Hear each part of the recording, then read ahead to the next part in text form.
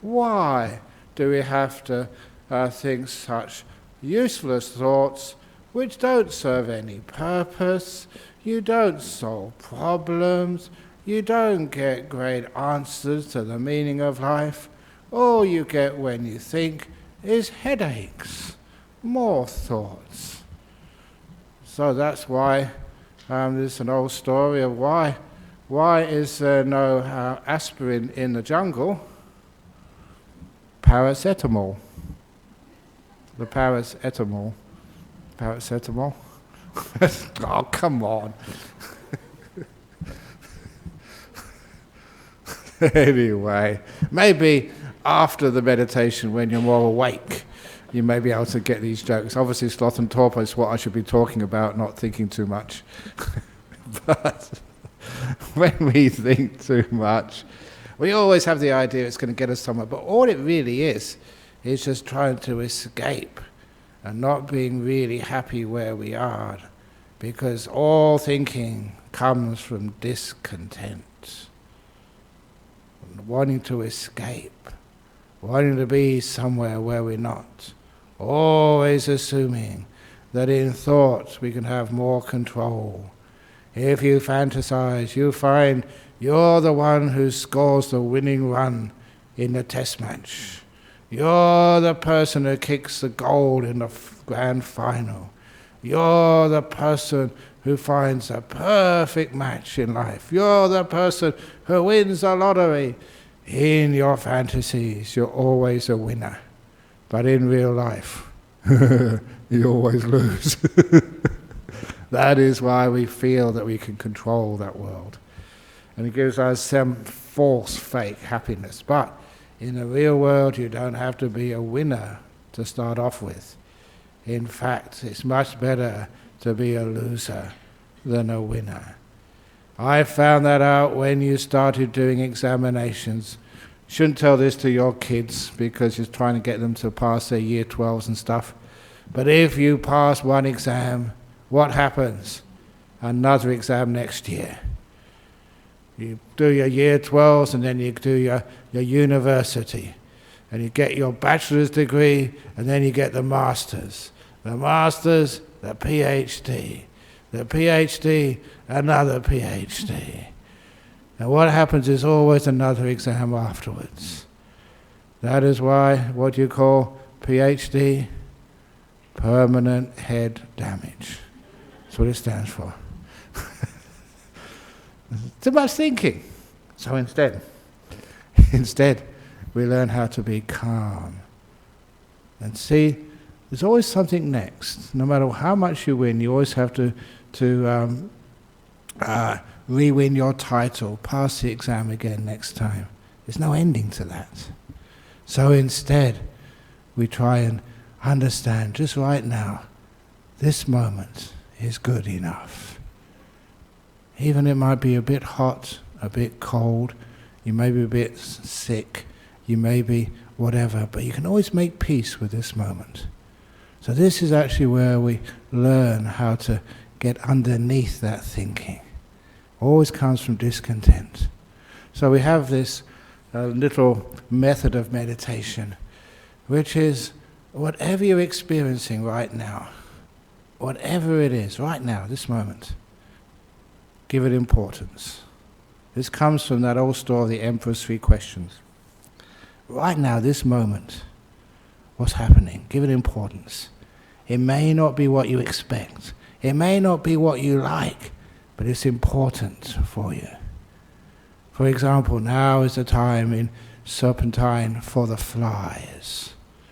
And I remember, there's no flies in this room at the moment, I don't know what's happened, but I remember in the old days, sitting in the old community hall, and then talking about, if a fly lands on you, just let it land. It's not toxic, it's not going to kill you. And so as soon as I said that, we started meditating. What is karma? A fly came and landed right on me. And of course, just like now, these teachings are always videoed and streamed live around the world. So if I did, people would see that and say, hypocrite. So it landed on me. and I had to practice what I just taught. And it was important. I got great insight out of this, because that fly landed right underneath my nose. It must have been a Buddhist fly, because I'll say why in a moment. And then it decided to do a circumambulation around my mouth. And honestly, it did go around 3 times. That's why on the 3rd lap, it got to the starting point and then it flew off. That's why I knew it was a Buddhist fly, because in Buddhism that's what we do. We go around things 3 times, circumambulation, then we fly off, just paying respect.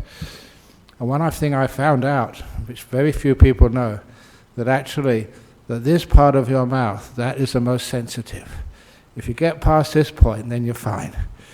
But when it comes back over here, it's very tickly. And the other thing I've found is, so what? It doesn't hurt. You don't die. It's not going to give you post-traumatic fly syndrome. It's, whatever it's called.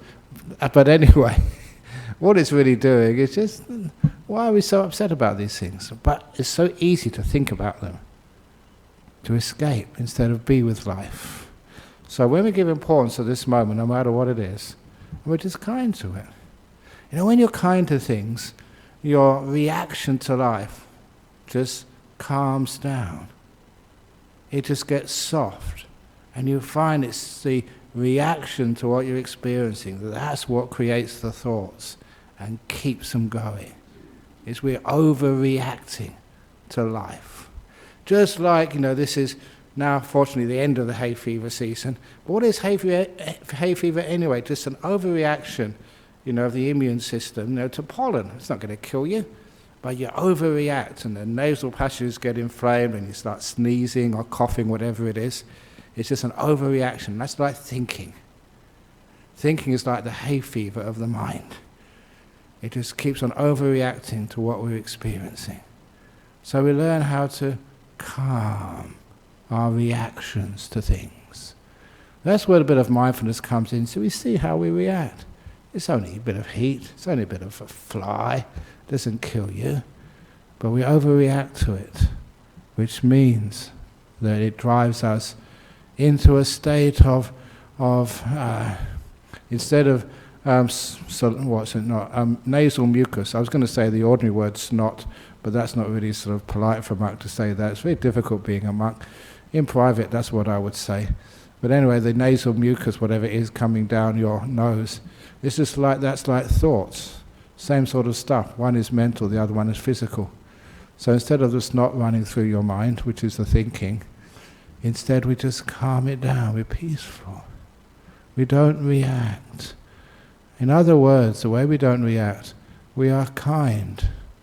Instead of trying to cure this moment, just be with it and be kind to it.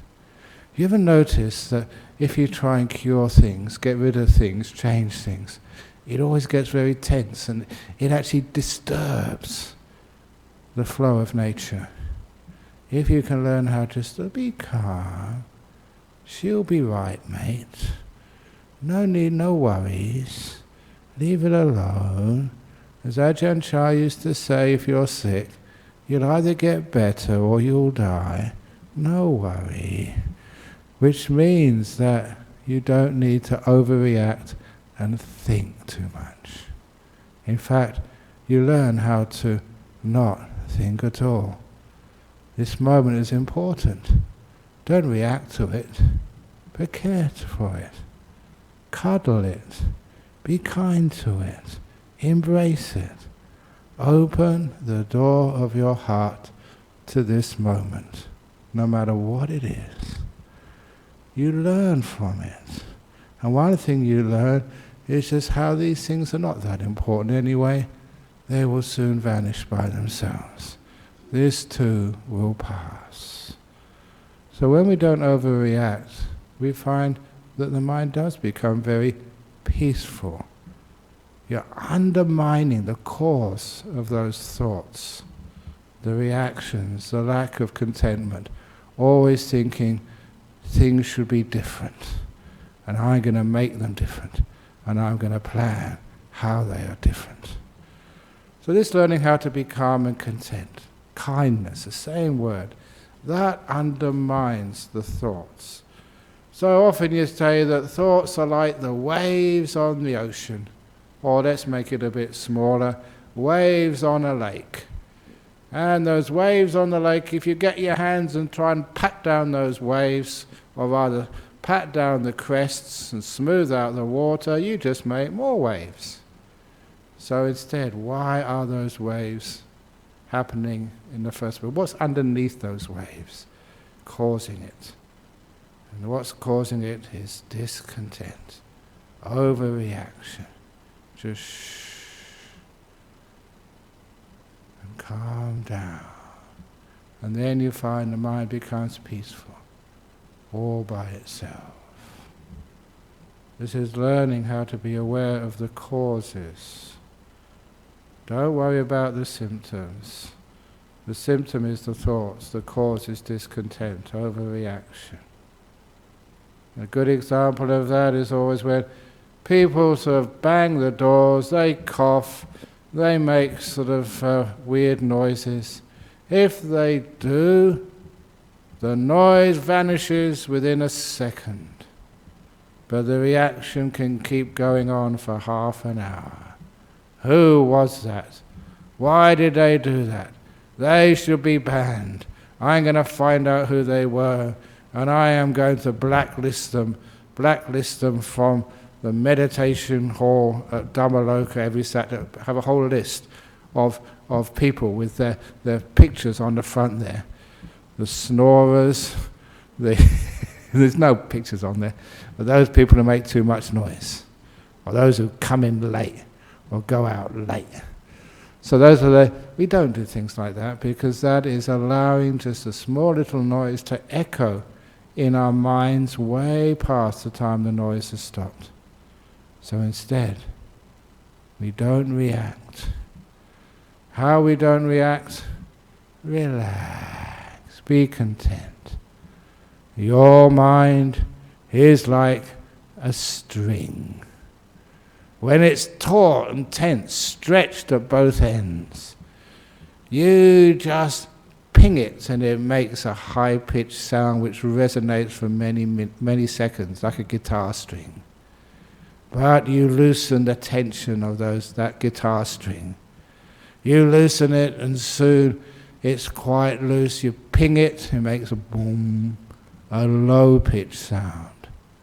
But when there's no tension on the string at all, that is when things hit it, things happen, and it doesn't react at all. It doesn't resonate. So you have a mind like a loose string, no tension on it at all.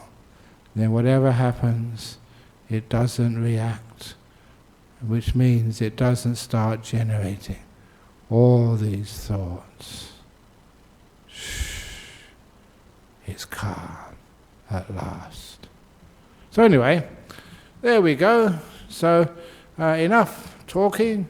Now let's Ajahn Brahm just to practice what he preaches, and let Ajahn Brahm shut up. So now's the time to get into the meditation posture. So if you can adjust your body so it is as comfortable as you can possibly make it within what's possible. Where's my... Oh, here he is.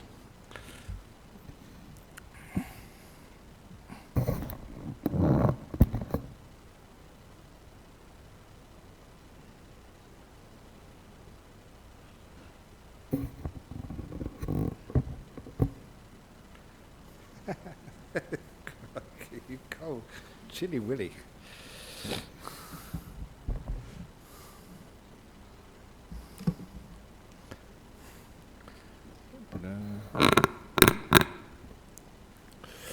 That wasn't my bones, that was this thing here.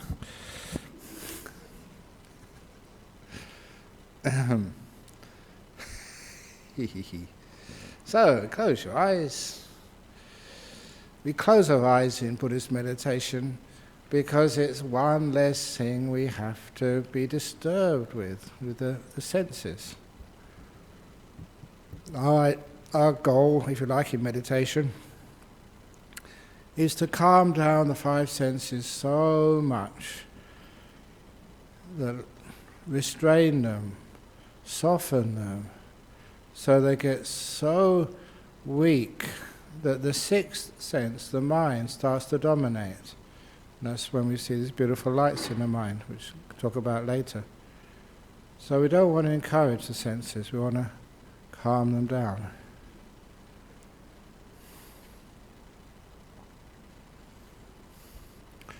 So when you close the eyelids, soon you don't see anything, not even the inside of the eyelids.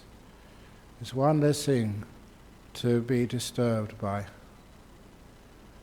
And we try and find a comfortable position so that our body is not going to disturb us too much. And it's really worthwhile being meticulous, taking a lot of care into making sure you're in a good position.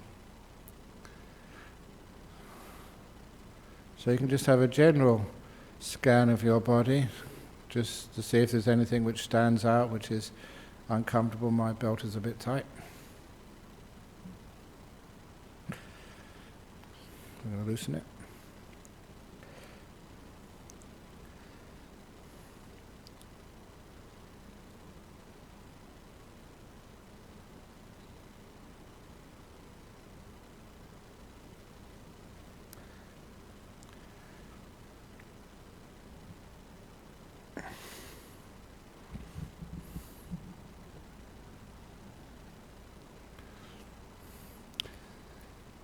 And then I, part by part, go through my body, making sure my legs are comfortable to begin with. This is getting mindfulness, awareness.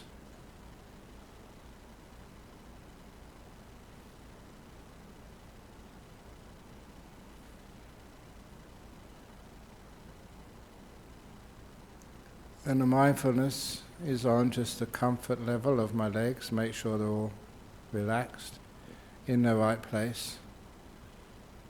And it's not just mindfulness which sees a problem and just neglects it. If I see that something can be improved, I will do it. Just adjust my posture.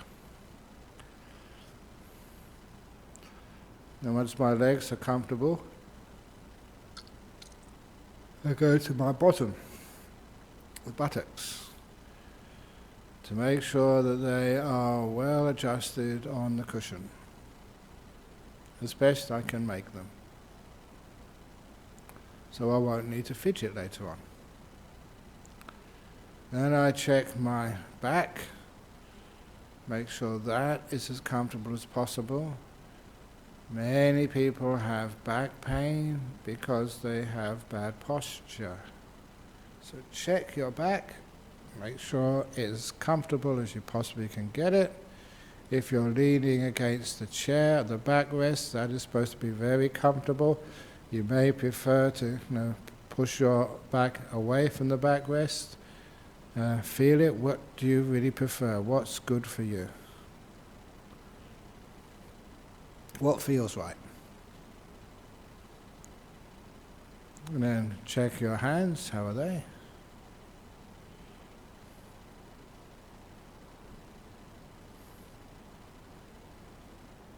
You can move them if you wish. The mindfulness gives you feedback, gives you the information, and when you move them, it changes.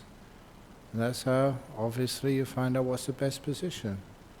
The awareness and the kindness working together get you to find the most comfortable position for every part of your body. And you relax your shoulders. Again, not holding anything tight. Letting both ends of the shoulder muscles relax. Let them go.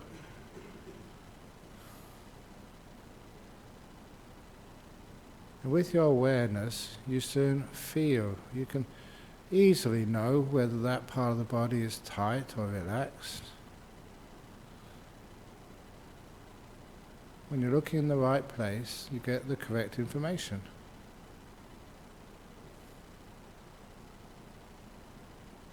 Then move up to your neck, If you've got an irritation in your throat, please cough.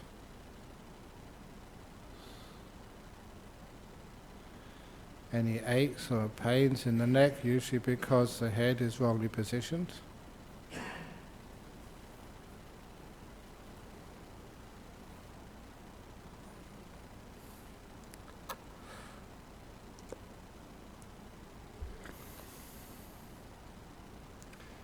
And making sure that the front of the head, where you can notice the sensations around your eyes and your mouth, make sure those are all relaxed.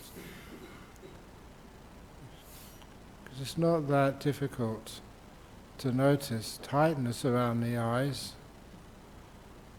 and to relax that tightness so everything is loose.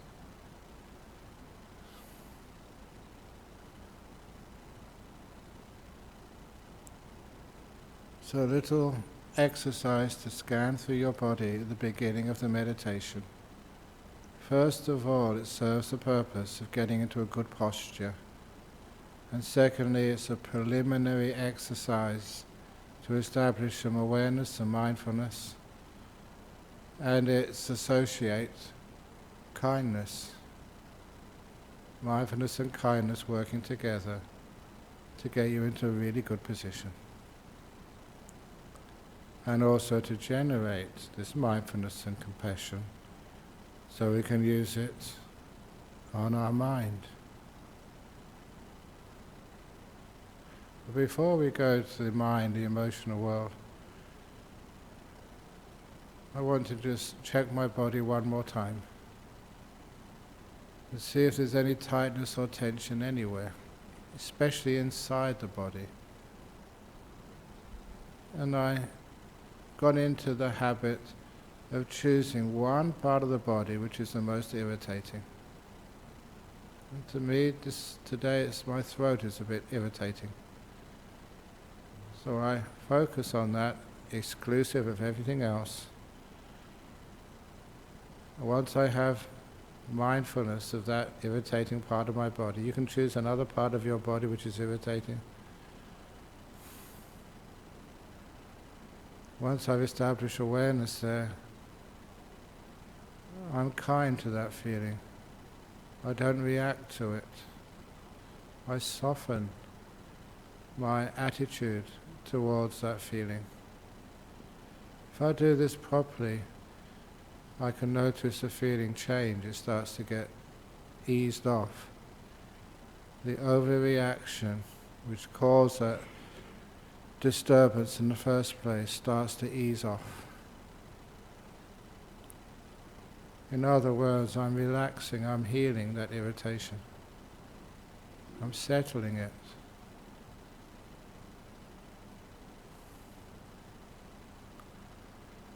And as I work with that irritation more and more, not trying to get rid of it, but just being kind to it.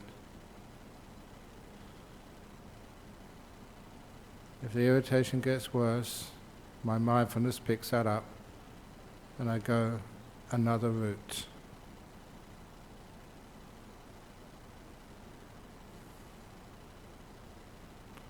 If the irritation gets less, I continue on that same path of kindness and awareness.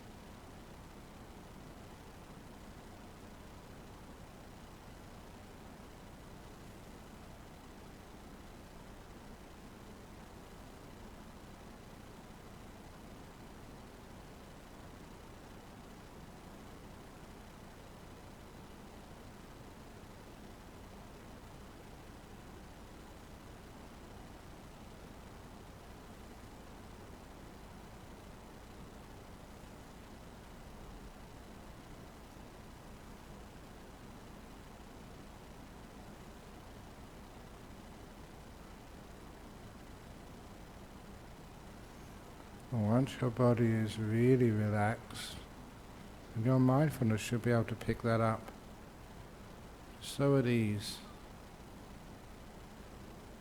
then you can move on to calming down the mental world, to go below the level of thinking, what causes disturbance and what causes peace. And to know that, I ask people to start focusing on what I call the peace-ometer. How calm are you, or how agitated? A number from 1 to 10. 1 peaceful, 10 really agitated. It just serves the purpose of focusing your attention on what is really important. How peaceful or how agitated you are.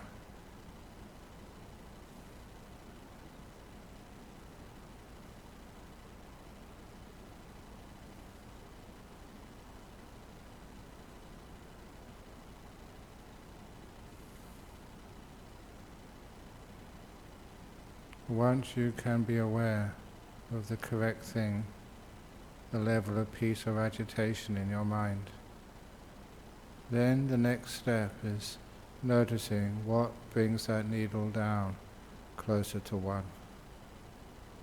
And the opposite, what agitates the mind and takes that needle closer to 10.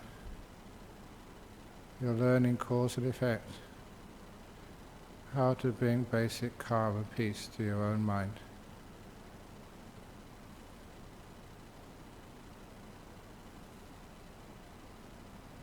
And the same skill which you can use to calm and heal your own body, you use to calm and bring peace to your mental world.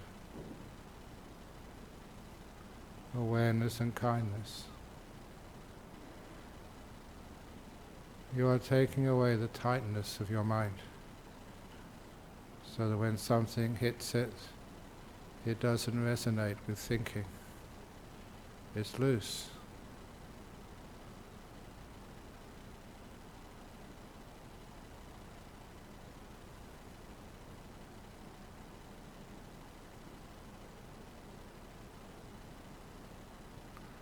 So keep being aware of the peaceometer.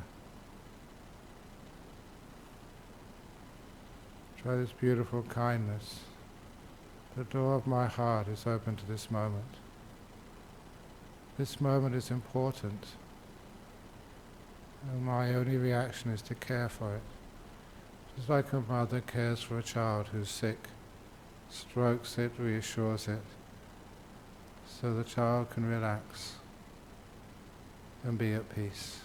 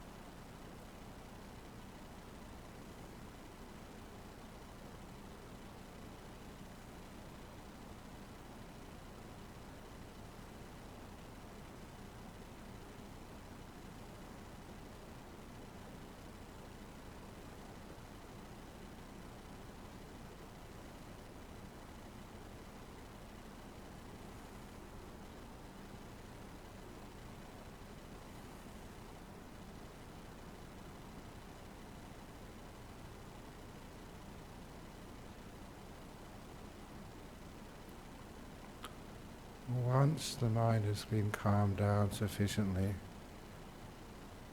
you may notice you don't need thinking, naming, proliferation.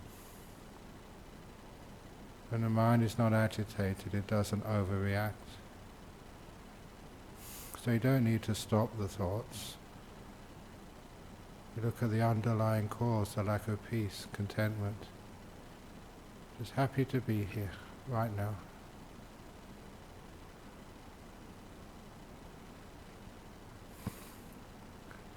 And for those who need something to just focus on, an anchor, you may use your breathing. Just to notice the breath as it goes in. How it goes in, where it goes in, is not important. Your job is not to control the breathing, but to be its best friend. So you can hang out together, breath goes in, breath goes out. You're always side by side. Your awareness and your breathing. I'm now going to be quiet until the end of the meditation.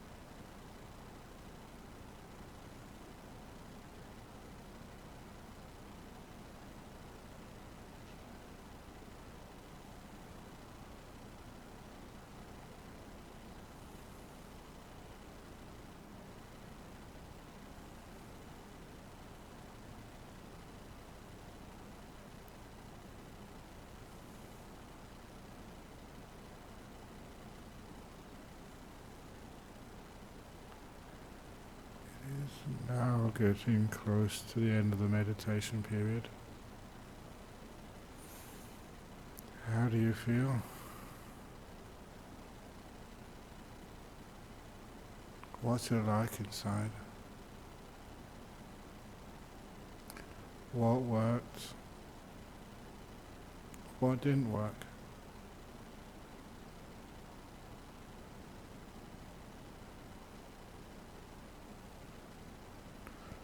So every meditation you learn something.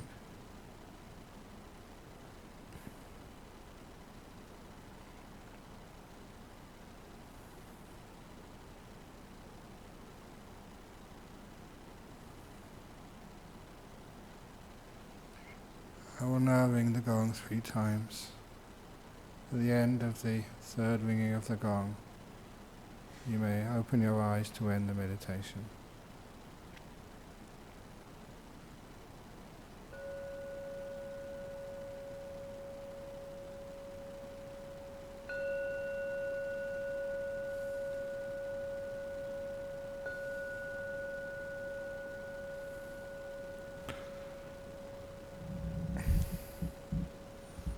Very nice.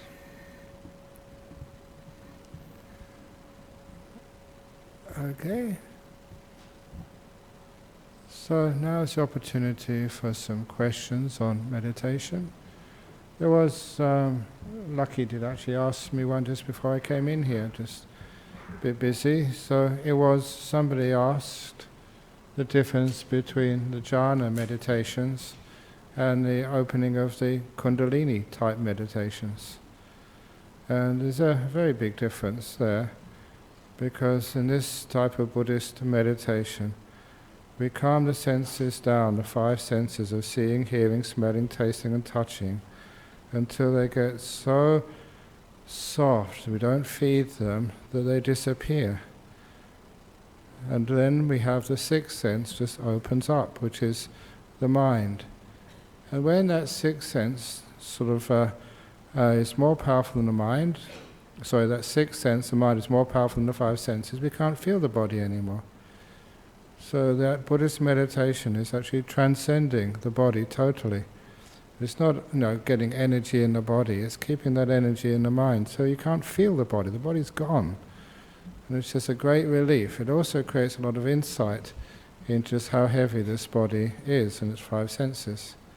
So many times, when you realize, I've got to be very careful not to make personal claims, but I remember this monk I know very well, who had a very bad fever. He was scrub typhus, and just body was just so heavy and painful. If you've had a fever for 3 or 4 weeks, of course, you just got no energy at all. And you can actually let go of the body, go into these really deep meditations where you can't feel the body. And what a relief that is. Just a physical sense of feeling totally gone. So you can have a bit of space. And you realize just even in the best of times how heavy this body truly is. So that's actually one of the things we get. And so that's the Kundalini is still in the body there. And just having energy stuff in the body. It's just, it's missing a great opportunity to free the mind from the body. I don't mean traveling, astral traveling, leaving the body with a mind-made body. It is just the body just vanishes and you're just in this beautiful space of the jhanas. There's a very fundamental difference there. And if anybody wants to know more about that, that is said very clearly in the that book which I wrote, the Mindfulness, Bliss and Beyond. So anyway, we have some questions here from overseas and wherever. Let's see what we have over here. From Sri Lanka, Indonesia and Canada. When you were in Sri Lanka, I was there recently, I took my child for your blessing to have the best school, but unfortunately the name was not on the list. Wife is now worried. I told her that the chant will work. How do we let go of this wanting? There was a case here of a Malaysian girl who came to us for some chanting just before the university exams, maybe just about in November. And I did some chanting for her, and afterwards she never came back again. And the reason was that she failed the exams. And I only got this back from her friends and said, she keeps blaming you, Ajahn Brahm, and the monks at Serpentine, the chanting's no good. But the Malaysian friend said, well, look, you don't have to worry about that, Ajahn Brahm, because she was doing no work all year, partying around, and she thought at the last minute when she should have been doing some work, that the chanting would sort things out for her. So it's the same that you took your child for your blessing to have the best school, and the chanting didn't get there because there's other factors as well. You can't just expect chanting to do everything. So otherwise, imagine if the chanting would always get people to go to the best school, would always make you win the lottery, would always make you get the best job, would cure all of the cancers in the world. My goodness, I would have no peace at all. People would be lining up not to learn any meditation, but to get some chanting. So your name was not on the list. Maybe it was because there's other factors involved there. So how do we let go of this wanting? By meditating. And sometimes we don't know why these things happen, but sometimes always happen for the best. Indonesia. Can mindfulness cure severe anxiety and depression with therapy of medication as well as cultivate good karma? Of course it can, but mindfulness has to be done also with some kindness. Just being aware is not enough. There is a sutta, and it's the Manibadaraka Sutta. It's in the Samyutta Nikaya. And I often quote this because sometimes people think, oh, Ajahn Brahm makes this up. But this is actually the word of the Buddha, where this Deva comes along and just says how great mindfulness is, and you should practice mindfulness every day, and through mindfulness you can overcome anger. And the Buddha replies, yes, mindfulness is very good, you can practice it every day, but just through mindfulness you cannot overcome anger. You need kindness as well, compassion. That's the word of the Buddha. It's not exactly the translation, I'm just remembering it, it's not word for word, but that's the essence of it. Even the Buddha said mindfulness is not sufficient by itself, you need the kindness as well. So anxiety and depression, mindfulness is good, but also positive attitude, kindness, a bit of wisdom, all those things work together, and together with the medication in terms of severe depression, put them all together and it's very, very effective. And lastly, from Canada, my posture is fine sometimes, but other times the same posture that's comfortable at first eventually makes my legs fall asleep. Is this connected to how I'm meditating or just physical? Just physical. It's a nice, good question, because during my meditation, which hopefully you were looking at, Tracy, my right leg fell asleep. It went numb. But that's not sloth and torpor. I just let it go numb. It just comes back again afterwards. It's no big deal. But I went through that fear a long time ago when I was young and stupid, even before I became a monk. I would meditate and my leg would go numb, and I think I'd better move it.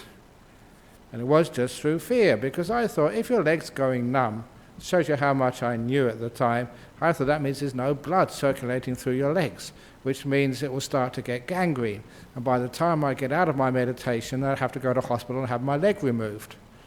Just fear. That was, the stupidity. And then, later on, what I did, I had enough of this, always going to sleep. I don't care, I'm going to carry on meditating. And so I carried on meditating, and the leg was numb. And I was meditating, and it just came back again. It was just fine. I didn't even move. It was just fear, and just the fear sort of creating anxiety and worry, and just leave it alone. The body looks after itself. It's very good. And of course now, a little bit more informed that it's not the blood not going through your legs. It's only just through the not sort of supplying the nutrients to the nerves on the the surface of the skin. It's not dangerous at all. So it's not the first sign of any disease. It's just nature. So it just comes back by itself. And afterwards, anyway, after meditation, you can move, and it all comes back again. It's no big worry. So if your legs fall asleep, fine, as long as you don't fall asleep. Yeah, your legs can do whatever they want, but usually with meditation it's perfectly safe. But the interesting thing in meditation, I always like the weird stuff, that you can, sometimes you sit for like half an hour, your leg may go to sleep, you may have an ache or a pain here. But when you really do the long sits, the first time you do a long sit, like I remember this time when I was traveling all day from one monastery to another monastery. It was really hot and sticky, and I was tired, and yes, we were crowded into, in Asia, this was, it's pretty much the same, but 3 seats, like 3 seats are only just big enough for like 2 people, but people crammed in there, and you're really crammed and squashed for hours on end, and you finally get to your destination, and just really tired, just wanted to have a shower, or it would be wonderful to have a cup of coffee or a cup of strong tea. There was nothing there in that monastery. And as soon as we got there, the other monks said, oh, this is a very strict monastery. You've got about a quarter of an hour, and then we're going to start our evening meditation. 4 hours. So there I was, tired, exhausted, hot, and you're going to face a 4-hour meditation. Oh my goodness. So I just had a chance for a shower, that's all. Throw some water over you, get the sweat and change your robes. So it's really stinky. And then in the hall to meditate. And of course this is going to hurt if you don't meditate properly. I love those situations when your back's against the wall, so you're not really lazy anymore. I'm a lazy monk sometimes. It's all similar. If you don't have to, you don't. So okay, here we go. And so it was great. So at the end of the 4 hours, actually, I complained. Because it didn't last. It was only 3 hours and 45 minutes. They took 50 minutes off. I said, what did that for? I was having a good time. So, and there's no aches and pains in the body at all when you really do some nice meditation. If it's half an hour, my body will be sore. The longer, the less sore. It's a weird thing in meditation. When you really relax the body and you don't pay any attention to it, it looks after itself. Much better than when I worry about it. So if your leg goes to sleep, let it go to sleep. It's what we call these days nanya. I made a talk about that. I've said that a few times because of the retreat. I don't know how long ago. That was about 6 months ago, 9 months ago. One of the meditators there, I think she was from Melbourne or Sydney, she said her young son, whenever she asked him, have you finished your homework, he replied, nanya. When, it's actually the last range retreat, longer than that, When she said, have you cleaned up your room yet, he'd say, nanya. And when she asked him if he'd taken the trash out, he'd say, nanya. And the mother never heard that before. So what does it mean? He said, it's short, Mum, for nanya business. That's a rude word, say to your mum, nanya business. But you know what kids are like, slang. So anyway, I thought that was a wonderful thing to use in meditation.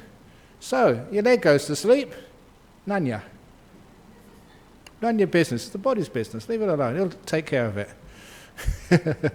So what else can happen? You get an ache somewhere, nanya business. Body will look after it. The breath goes in, the breath goes out, how it goes in, how it goes out, it's nanya business. Your business, the past and future especially, nanya business. Afterwards you do your business. So your work, they're not paying you, just when you're in the meditation hall to do work. Even me, I don't get paid at all, any time, by the way. So anyway, it's none of my business. So that means you can let go. When it's your business, you can't let go. When it's none of your business, you can leave it alone. So your leg goes to sleep. Is this connected to how I'm meditating or just physical? It's just basically physical. And it just looks after itself, so basically none of your business. If it always goes to sleep and it causes you lots and lots of trouble, then maybe just change your posture. Just make sure there's no sort of problem there at all with your body. There's always lots of different ways you can meditate. On a chair, just on the floor, leaning against the wall. If you really need to, we should actually get some better chairs. These are really just such old-fashioned chairs. We should actually get these lazy boy chairs. And so you can actually press the button, so the thing comes up. Or you can have these massage chairs which they have, so if your leg goes to sleep they can pummel them, just press the button. That would be very good, really meditating. What I would like is a cushion which is like air-conned, so it blows cold air during the hot weather all around me so I can get nice and sort of cool, because I like the cold weather. So anyway, in my dreams, but in the meantime, it's okay, no problem at all. So, anyone, any questions from the floor today? Or from the chairs? Or from anywhere? Do you know this happened once? Oh, you go on, carry on.